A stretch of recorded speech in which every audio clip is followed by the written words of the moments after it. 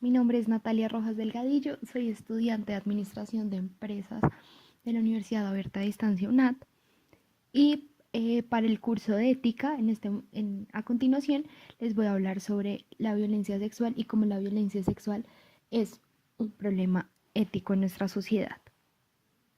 Para empezar, vamos a definir qué es violencia sexual. La violencia sexual es todo, abarca cualquier tipo de actos que van desde acoso verbal hasta la penetración forzada y una variedad de tipos de coacción que van desde la presión social hasta la intimidación a la fuerza física. Dentro de la violencia sexual incluye, pero no se limiten, los siguientes comportamientos: violación en el matrimonio, citas amorosas, violación por desconocidos o conocidos, insinuaciones sexuales no deseadas o acoso sexual, ya sea en el colegio, en el lugar de trabajo, en el sistema de transporte público, violación sistemática, esclavitud sexual y otras formas de violencia, que en nuestro contexto colombiano se da, por ejemplo, en situaciones del conflicto armado, el abuso sexual de personas física o mentalmente discapacitadas y la violación y abuso sexual a niños. Básicamente, ¿qué es la violencia sexual? Y es cuando una persona concibe al otro como un objeto. Es decir, que esa otra persona yo la utilizo para mi satisfacción o mi placer sexual. Hay que tener en cuenta que este fenómeno de violencia sexual realmente no discrimina a nadie, no discrimina estrato socioeconómico, educación, sexo, género o edad. Eso quiere decir que es un fenómeno al que todos tenemos contacto y todos tenemos una probabilidad de que nos ocurra. Por tal motivo se puede dar tanto intrafamiliar, por ejemplo, un familiar, o extrafamiliar, puede ser un desconocido, un amigo, mi pareja. Es una situación que marca un hito en la historia de vida de la víctima, es decir, que la marca un antes y un después. Y asimismo genera daños a corto y a largo plazo a nivel físico, psicológico, como trastorno de estrés postraumático, dificultades de sueño, dificultades alimenticias, y también se puede generar unas consecuencias emocionales. Cuando entendemos entonces este contexto de un fenómeno social, nos damos cuenta que la violencia sexual se relaciona con el texto que hemos leído de Pulgarín sobre filosofía y diversidad sexual, aportes para una lectura de la construcción colombiana en clave de género.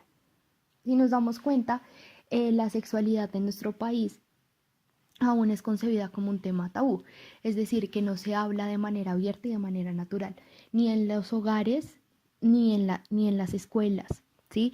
Entonces pasa una situación similar al contexto que nos menciona Pulgarín en su libro, donde la diversidad sexual también sigue siendo un tabú, al igual que la violencia sexual.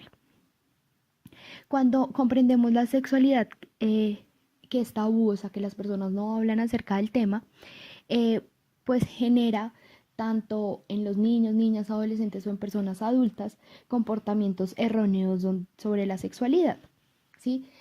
Comportamientos erróneos donde se puede mantener relaciones sexuales con las primas, que el Transmilenio está lleno, entonces, no sé, le cojo la cola a otra persona, ¿sí? ¿Por qué? Porque principalmente la concepción que se tiene es ver al otro como un objeto. Cuando yo no concibo eh, al otro en su dimensión humana, pues lo utilizo, ¿sí? Cuando yo utilizo a otra persona no estoy obrando de manera ética porque no estoy comprendiendo su dignidad humana. Cuando en mi cognición yo no, o en mis esquemas mentales, yo no concibo al otro como persona, mi comportamiento pues va a sobrepasar su integridad, y al mi comportamiento sobrepasar mi integridad no estoy obrando con ética, que es lo que pasa frente al ofensor o al agresor sexual cuando ejerce esta violencia sexual. ¿Qué pasa? Que también, que es otra cosa que menciona Pulgarín en su texto, es que hay unas concepciones muy tradicionales sobre la sexualidad, eh, que son muy machistas, ¿sí? Y que también promueven un poco la violencia sexual, que también se mantenga como tabú y que se normalicen ciertas situaciones. Entonces la situación de el matrimonio, donde, no sé, la mujer no quiere sostener relaciones sexuales y la otra persona, que es el marido, la obliga por el simple hecho de ser el marido, ¿sí? Entonces son situaciones y son concepciones tradicionales que se mantienen y que promueven en cierta parte el machismo y que promueven también la violencia sexual. Eh, digamos que frente a todo este contexto de violencia sexual, ¿qué propuesta puede surgir ahí que también se toca en la lectura de Pulgarín?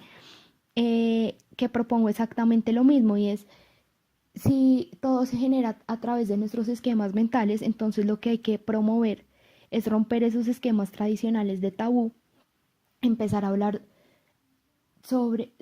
empezar a hablar y empezar a educar sobre la sexualidad de manera natural, sin tabú, para de esta manera generar representaciones sociales o esquemas que sean críticos y éticos y que aparte permitan prevenir el fenómeno.